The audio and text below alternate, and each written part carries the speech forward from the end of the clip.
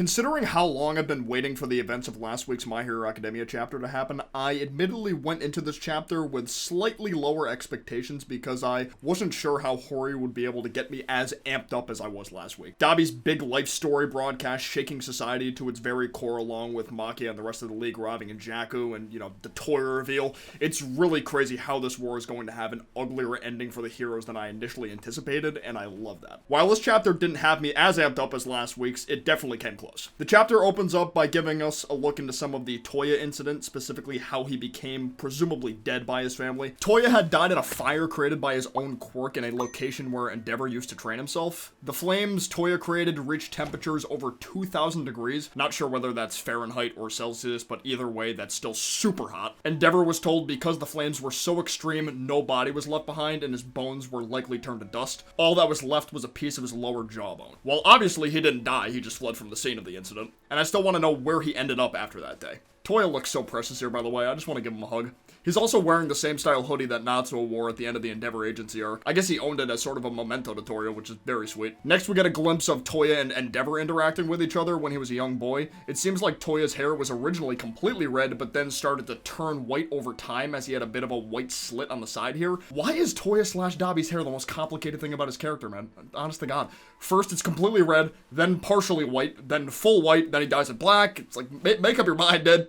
Even Endeavor is confused about this whole hair change. Toya even starts to panic a little, worried that he's turning old already. Toya's also excited for Endeavor to teach him his ultimate move, presumably Prominence Burn, or some variant of Flash Fire Fist. Little Toya is also showcasing how his firepower is stronger than Endeavor's too in this panel. Endeavor was sad that he didn't also possess the Ice Quirk, but he still did his very best to try and raise Toya to become a strong hero. Ray suggested it would be a good idea to have more kids so the siblings could encourage each other, thus Fuyumi was born. Even though she only had the Ice Quirk, Endeavor still didn't mind during those times. Side note, I never really knew until now that Toya was older than Fuyumi. I kind of assumed that Fuyumi might have been older because she was abnormally taller than him when they were kids, so with Fuyumi being 23, that would probably make Toya at least 24, since he still looks like he couldn't even walk yet when Fuyumi was born in that little panel. But because Toya showed the most promise, Endeavor left all of his ambitions to Toya. There was potential for Toya to reach heights that he could never achieve in his entire career. It's really fucked up, but I think Shoto was the main catalyst that turned Endeavor into such a monstrous and neglectful dad. I'm not trying to imply it's all Shoto's fault, by the way, in case we're not clear. The thing is, I think Endeavor's patience began to dwindle more over time, probably after Natsuo was born,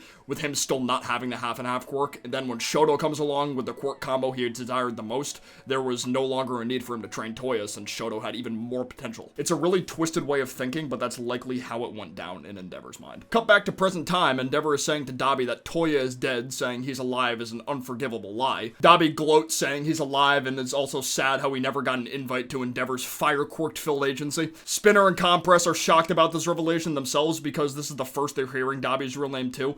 Honestly, not too surprising Dabi never told him his real name. He never had a reason to, plus he didn't really care for them as people much to begin with. Spinner is still urging Shigaraki to give Maki an order so they can escape. Dabi offers a DNA test to prove he's Toya if Endy still doesn't believe him, but lo and behold, he's already got one on his TV broadcast. This man came with the receipts. Very optimal considering he's a villain. Gotta convince the general public as much as possible here. He took some of Endeavor's blood left behind from the Hood fight to run a DNA test behind the scenes. Endeavor's blood was a 99.99% match with Dabi's. Granted, the general public might need some more convincing than that. Dabi goes on to say that Endeavor forced Ray to have more children, and by the fourth kid, aka Shoto, Endeavor got his wish. Of course, Endeavor still got physical with Shoto, though. Dabi claims to have seen it firsthand. The next panels show Fuyumi and Natsuo's initial reactions to Dabi's broadcast. Not gonna lie, I was hoping for a more devastated look from Natsuo, but this will suffice, I suppose. He goes on saying how Endeavor has no respect or consideration for anyone but himself, asking the public if someone like him should really be considered a hero, let alone the #1 hero.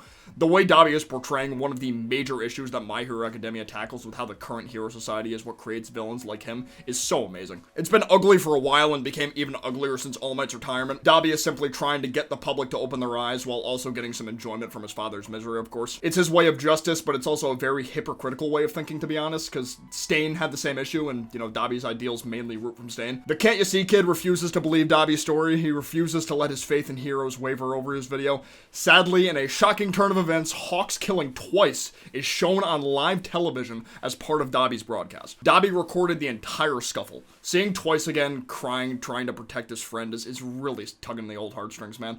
Such an incredible character, I really miss him. Shout out to Skeptic for the editing skills. Too bad he's not available as a freelance editor, I'd hire him. He talks about how Hawks not only killed twice, but killed the number 3 hero Best Jeanist while he was recovering from the Kamino incident. Apparently, Hawks' father was a serial murderer and robber too, so it's not too crazy for Hawks to turn out like this, according to Dabi. That's why his real name was hidden from the public all this time, because of his father, and his father eventually got caught by Endeavor. This was actually known to us manga readers way back during Endeavor Agency when Ending was talking about how Endeavor caught a man with the last name Takami, Hawks' last name. Whoever thought since that chapter he could be Hawks' father, congrats, you were correct. I wasn't sure because there's several characters in My Hero who share similar names, like the Toya Todoroki, Toya Setsuno, Kendo Rappa, and Kendo from Class 1B, you know. Dabi cannot forgive them. They have no empathy and only protect themselves. The general public needs to think more critically to see the ugly truth. Even coming from a villain, everything Dabi has said is going to affect these people in some way, shape, or form. It's going to be much harder to trust heroes after this. Dabi smiles maniacally, ready to begin his attack on Endeavor now that he's already destroyed him mentally. Endeavor, still in complete shock, is unable to move or speak, even with Shoto yelling at him. Shoto yells at Endeavor to protect Deku and the others while he handles Dabi.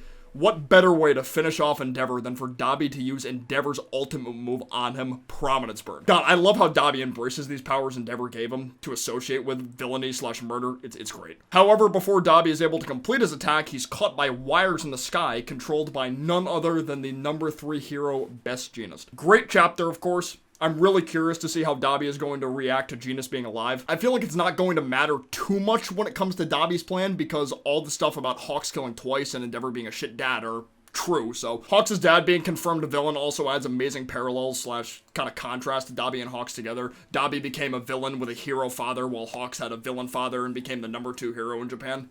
I really like that a lot. And that should tell you how messed up the justice system is in their society. I think now with Jeanist here, Shigaraki is going to give Maki a new order next chapter. Whether it will be to fight or bail, I'm still unsure of. Either way, I'm not sure if Jeanist is strong enough to stop Maki on his own with all that wire. This is the first time he's had a fight since the All for One situation, so he might be a little rusty. I think that just about does it for this video, though. Feels good to be consistent on this channel again now that I've been able to up my thumbnail game when it comes to manga videos. Shout out to Gabaru, who's colored these panels for me. Their Twitter is in the description below if you want to check them out. They do really good colorings for My Hero Academia and some other series as well, so peep them if you want to see. If you enjoyed the video, of course, be sure to leave a like down below. It really helps out a lot. But for now, I will see you guys next time. Peace out, take care, bye-bye.